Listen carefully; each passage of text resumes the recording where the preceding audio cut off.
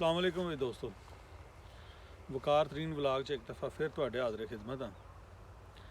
तुसीं कहोगे कि शायद पहला भी मेरा एक मौजू सी माँ बोली ते कि ਉਹਦੇ ਵਿੱਚ मैं ਕਿਹਾ ਸੀ कि ਜਿਹੜੀ पंजाबी है ये माँ बोली नहीं, ਇਹ ਇਸ ਧਰਤੀ ਦੀ ਬੋਲੀ है। माँ बोली तो पंजाबी भी होवे तो पंजाबी ਜ਼ਰੂਰੀ नहीं कि किसी पंजाबी की जिहड़ी माँ बोली वो पंजाबी ही होवे।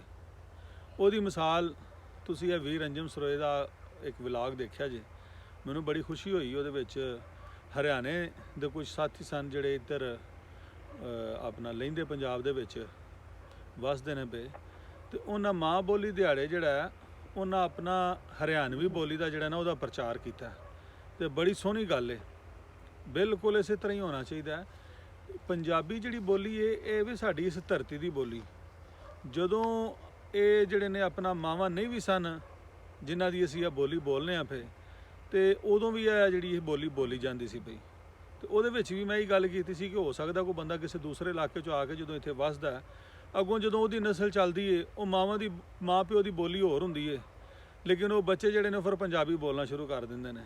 ਤੇ ਇਸ ਬੁਨਿਆਦ ਤੇ ਮੈਂ ਕਹਿੰਦਾ ਸਾਂ ਕਿ ਇਹ ਜਿਹੜੀ ਬੋਲੀ ਹੈ ਪੰਜਾਬੀ ਇਸ ਧਰਤੀ ਦੀ ਜ਼ਬਾਨ ਹੈ, ਤੇ ਮਾਵਾਂ ਦੁਨੀਆ ਦਾ ਟੁਰ ਵੀ ਜਾਣਗੀਆਂ, ਧਰਤੀ ਤਾਂ ਕਿਆਮਤ ਇੱਥੇ ਰਹਿਣੀ ਹੈ, ਤੇ ਇਹ ਬੋਲੀ ਵੀ ਇਸੇ ਤਰ੍ਹਾਂ ਹੀ ਬੋਲੀ ਜਾਂਦੀ ਰਹਿਣੀ ਹੈ।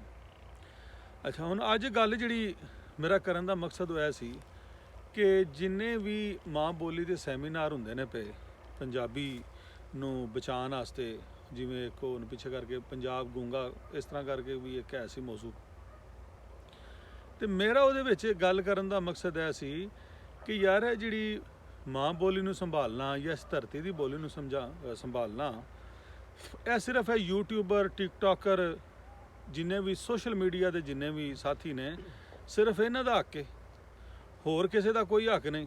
ਤੁਸੀਂ ਵੇਖੋ ਜਿੰਨੇ ਵੀ ਪ੍ਰੋਗਰਾਮ ਹੁੰਦੇ ਨੇ ਪਏ, ਲਾਹੌਰ ਪ੍ਰੋਗਰਾਮ ਹੁਣ ਵੀ ਪੰਜਾਬ ਯੂਨੀਵਰਸਿਟੀ 'ਚ ਵੀ ਪ੍ਰੋਗਰਾਮ ਹੋਇਆ, ਉਸ ਤੋਂ ਪਹਿਲਾਂ ਵੀ ਕਜ਼ਾਫੀ ਸਟੇਡੀਅਮ ਵੀ ਪ੍ਰੋਗਰਾਮ ਹੋਇਆ, ਉੱਥੇ ਕੌਣ ਲੋਕ ਇਕੱਠੇ ਹੁੰਦੇ ਨੇ ਪਏ? ਸਾਡੇ ਉਹੀ 4-5 ਵੀਰ ਜਿਹੜੇ ਯੂਟਿਊਬਰ ਨੇ, ਜਿਹੜੇ ਯੂਟਿਊਬ 'ਤੇ ਕੰਮ ਕਰਨ ਦੇ ਨੇ ਜਾਂ ਟਿਕਟੋਕ 'ਤੇ ਕੰਮ ਕਰਨ ਦੇ ਨੇ, ਬਾਕੀ ਲੋਕ ਕਿੱਥੇ ਨੇ?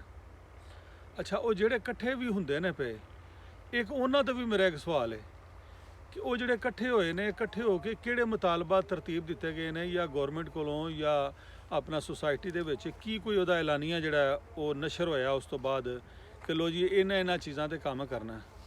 ਮੇਰਾ ਤਾਂ ਖਿਆਲ ਹੈ ਜਿਹੜੇ ਇਕੱਠ ਹੋਣ ਦੇ ਨੇ ਫਜ਼ੂਲ ਨੇ। ਇਹ ਮੇਰੀ ਰਾਏ ਵੇ, ਹੋ ਸਕਦਾ ਮੈਂ ਗਲਤ ਵੀ ਹੋਵਾਂ, ਤੇ ਜੇ ਗਲਤ ਹੋਵਾਂ ਤਾਂ ਕਮੈਂਟ ਦੇ ਰਾਹੀਂ ਸਲਾਹ ਵੀ ਜ਼ਰੂਰ ਕਰਿਆ ਜੇ ਕਿ ਉਹ ਉੱਥੇ ਮੇਰੇ ਉਹਨਾਂ ਦੇ ਸਾਥੀ ਸਾਰੇ ਟੁਰ ਜਾਂਦੇ ਨੇ, ਤੇ ਉੱਥੇ ਉਹਨਾਂ ਨੂੰ ਮੌਕਾ ਮਿਲਦਾ ਹੈ ਦੂਸਰੇ ਸਾਥੀਆਂ ਨਾਲ ਮਿਲਣ ਦਾ। ਚਲੋ ਇਸ ਬਹਾਨੇ ਵੀਡੀਓ ਵਾਇਰਲ ਹੋ ਜਾਂਦੀ ਹੈ, ਵਿਊਵਰਸ਼ਿਪ ਜਿਹੜੀ ਉਹ ਵੱਧ ਜਾਂਦੀ ਹੈ। ਬਾਕੀ ਪੰਜਾਬੀ ਦੀ ਕੀ ਖਿਦਮਤ ਹੁੰਦੀ ਹੈ ਮੈਨੂੰ ਤੇ ਉਹ ਵਿੱਚੋਂ ਕੋਈ ਸਮਝ ਨਹੀਂ ਆਈ। ਅਗਰ ਕਿਸੇ ਸਾਥੀ ਨੂੰ ਸਮਝ ਆਉਂਦੀ ਹੈ ਉਹਦੀ, ਤੇ ਉਹ ਮੈਨੂੰ ਵੀ ਦੱਸਿਆ ਜੇ ਕਿ ਉਹਦਾ ਕੀ ਫ਼ਾਇਦਾ ਹੋਣ ਡਿਆ।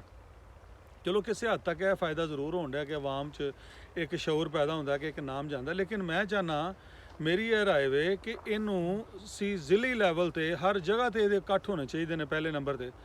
ਤੇ ਉਸ ਇਕੱਠ ਦੇ ਦੌਰਾਨ ਜਿੰਨੇ ਵੀ ਸ਼ਾਇਰ, ਜਿੰਨੇ ਵੀ ਅਦੀਬ, ਜਿੰਨੇ ਵੀ ਵੱਡੇ ਵੱਡੇ ਅਹੁਦਿਆਂ ਦੇ ਬੰਦੇ ਪੰਜਾਬ ਦੇ ਗੁਜ਼ਰਦੇ ਨੇ, ਉਹਨਾਂ ਸਭ ਨੂੰ ਮਦਊ ਕਰਨਾ ਚਾਹੀਦਾ, ਤੇ ਉਹਨਾਂ ਸਭ ਕੋਲੋਂ ਇਸ ਬਾਰੇ ਜਿਹੜਾ ਨਾ ਉਹ ਕੰਮ ਲੈਣਾ ਚਾਹੀਦਾ।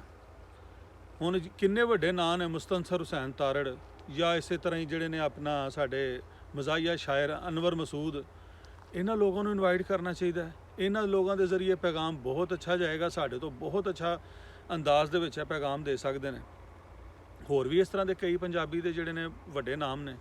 ਮੈਂ ਸਮਝਦਾ ਹਾਂ ਕਿ ਇਹਨਾਂ ਲੋਕਾਂ ਨੂੰ ਅੱਗੇ ਲਿਆਉਣਾ ਚਾਹੀਦਾ ਹੈ, ਤੇ ਇਹਨਾਂ ਲੋਕਾਂ ਕੋਲ ਜਾਣਾ ਚਾਹੀਦਾ ਹੈ, ਤੇ ਬਾਕਾਇਦਾ ਇੱਕ ਮੁਤਾਲਬਾਤ ਤਰਤੀਬ ਦੇਣੇ ਚਾਹੀਦੇ ਨੇ। ਇੱਕੋ ਹੀ ਮੁਤਾਲਬਾ ਸਾਨੂੰ ਨਜ਼ਰ ਆਉਂਦਾ ਕਿ ਪੰਜਾਬੀ ਜ਼ੁਬਾਨ ਜਿਹੜੀ ਹੈ ਉਹ ਨਿਸਾਬ ਦੇ ਵਿੱਚ ਸ਼ਾਮਲ ਹੋਣੀ ਚਾਹੀਦੀ ਹੈ। ਤੇ ਨਿਸਾਬ ਦੇ ਵਿੱਚ ਮੇਰਾ ਖਿਆਲ ਅੱਗੇ ਵੀ ਹੈ ਪੰਜਾਬੀ, ਲੇਕਿਨ ਆਪਸ਼ਨਲ ਹੈ ਅਗਰ ਕੋਈ ਰੱਖਣਾ ਚਾਹੁੰਦਾ, ਤੇ ਕੋਈ ਪਰਮਾਨੈਂਟ ਜ਼ੁਬਾਨ ਨਹੀਂ। ਤੇ ਇਹ ਮੇਰਾ ਖਿਆਲ ਹੈ ਕਿ ਇਹ ਇਸੇ ਤਰ੍ਹਾਂ ਜਦੋਂ ਤੁਸੀਂ ਇਹਨਾਂ ਲੋਕਾਂ ਨੂੰ ਇਨਵਾਲਵ ਕਰੋਗੇ, ਜਿਹੜੇ ਸਿਆਸਤਦਾਨ ਨੇ ਉਹਨਾਂ ਨੂੰ ਇਨਵਾਲਵ ਕਰੋਗੇ। ਹੁਣ ਸਿੰਧ ਦੀ ਜਾਂ KPK ਦੀ ਅਸੀਂ ਜਦੋਂ ਮਿਸਾਲ ਦਿੰਦੇ ਹਾਂ, ਤਾਂ ਉਹਨਾਂ ਦੇ ਸਾਰੇ ਸਿਆਸਤਦਾਨ ਆਪਣੇ ਫਲੋਰ ਦੇ ਉੱਤੇ ਜਾ ਕੇ ਆਪਣੀ ਜ਼ੁਬਾਨ ਬੋਲਦੇ ਨੇ, ਤੇ ਸਾਨੂੰ ਇਹਨਾਂ ਨੂੰ ਵੀ ਸੱਦਣਾ ਚਾਹੀਦਾ। ਪੰਜਾਬੀ ਜਿੰਨੇ ਵੀ ਸਿਆਸਤਦਾਨ ਨੇ, ਜਿਹੜੇ ਵੀ ਅਸੈਂਬਲੀ ਦਾ ਹਿੱਸਾ ਹੁੰਦੇ ਨੇ, ਚਾਹੇ ਉਹ ਸੂਬਾਈ ਅਸੈਂਬਲੀ ਹੈ ਚਾਹੇ ਨੈਸ਼ਨਲ ਅਸੈਂਬਲੀ, ਇਹਨਾਂ ਨੂੰ ਸਾਨੂੰ ਸੱਦਣਾ ਚਾਹੀਦਾ, ਤੇ ਇਹਨਾਂ ਨੂੰ ਸੱਦ ਕੇ ਇਹਨਾਂ ਨੂੰ ਦਿਖਾਉਣਾ ਚਾਹੀਦਾ ਕਿ ਦੇਖੋ ਦੂਸਰੀ ਅਸੈਂਬਲੀਆਂ ਦੇ ਵਿੱਚ ਕਿਸ ਤਰ੍ਹਾਂ ਆਪਣੀ ਮਾਂ ਬੋਲੀ ਜਾਂ ਇਸ ਧਰਤੀ ਦੀ ਬੋਲੀ ਦਾ ਉਹ ਪ੍ਰਚਾਰ ਕਰਦੇ ਨੇ, ਤੇ ਤੁਸੀਂ ਵੀ ਇਸ ਤਰ੍ਹਾਂ ਕਰੋ। ਇਸ ਤਰ੍ਹਾਂ ਮੇਰੇ ਅੰਗਰੋਂ ਦੇ, ਬਲਕਿ ਮੈਂ ਤੇ ਉਹਨਾਂ ਅੰਗਰਾਂ ਵੀ ਨਹੀਂ, ਉਹ ਮੇਰੇ ਤੋਂ ਵੀ ਬੜੇ ਕਾਮਯਾਬ ਲੋਕ ਨੇ ਜਿਹੜੇ ਉੱਥੇ ਜਾਂਦੇ ਨੇ, ਜਿਹੜੇ ਉੱਥੇ ਇਕੱਠੇ ਹੁੰਦੇ ਨੇ, ਤੇ ਉਹ ਸਾਰਿਆਂ ਦੇ ਇਕੱਠੇ ਹੋਣ ਨਾਲ ਮੇਰਾ ਖਿਆਲ ਫਰਕ ਨਹੀਂ ਪੈਣ ਲੱਗਾ।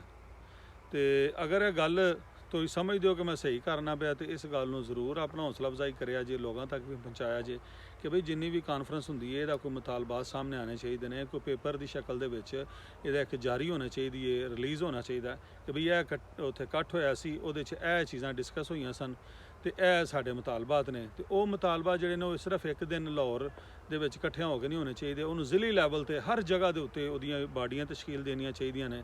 ਜਿਸ ਤਰ੍ਹਾਂ ਮੈਂ ਗੁਜਰਾਂਵਾਲਾ ਤੋਂ ਹਾਂ, ਇਸ ਤਰ੍ਹਾਂ ਸਿਆਲਕੋਟ, ਗੁਜਰਾਤ, ਡੀਜੀ ਖਾਨ, ਮੁਲਤਾਨ, ਸਾਰਾ ਜਿੱਥੇ ਵੀ ਪੰਜਾਬ ਜਿੱਥੇ ਤੱਕ ਫੈਲਿਆ ਇਹਨਾਂ ਸਾਰੇ ਜਗ੍ਹਾ ਤੇ ਦੀ ਜਿਹੜੀ ਹੈ ਨਾ ਉਹ ਤਨਜ਼ੀਮ ਸਾਜ਼ੀ ਹੋਣੀ ਚਾਹੀਦੀ, ਉਹ ਉੱਥੇ ਮੈਂਬਰ ਬਣਾਉਣੇ ਚਾਹੀਦੇ ਨੇ। ਫਿਰ ਗ੍ਰਾਸ ਰੂਟ ਲੈਵਲ ਤੋਂ ਜਦੋਂ ਤੁਸੀਂ ਲੈ ਕੇ ਚੱਲੋਗੇ ਤਾਂ ਮੇਰਾ ਖਿਆਲ ਮੌਸਰ ਆਵਾਜ਼ ਜਿਹੜੀ ਹੈ ਉਹ ਮਾਸ਼ਰੇ ਦੇ ਵਿੱਚ ਇਹਦੀ ਜਾਏਗੀ। ਅੱਲਾ ਮੈਨੂੰ ਤੇ ਤੁਹਾਨੂੰ ਇਹਦੇ 'ਤੇ ਕੰਮ ਕਰਨ ਦੀ ਤੌਫੀਕ ਦੇਵੇ। ਤੇ ਗੱਲ ਅੱਛੀ ਲੱਗੇ ਤਾਂ ਲਾਈਕ ਸ਼ੇਅਰ ਜ਼ਰੂਰ ਕਰਿਆ ਜੇ। ਇਹਦੇ ਨਾਲ ਹੀ ਤੁਹਾਡੇ ਕੋਲ ਇਜਾਜ਼ਤ ਚਾਹਾਂਗੇ। ਨੈਕਸਟ ਵਲੌਗ 'ਚ ਦੁਬਾਰਾ ਮੁਲਾਕਾਤ ਹੋਏਗੀ। ਰੱਬ ਰੱਖਾ।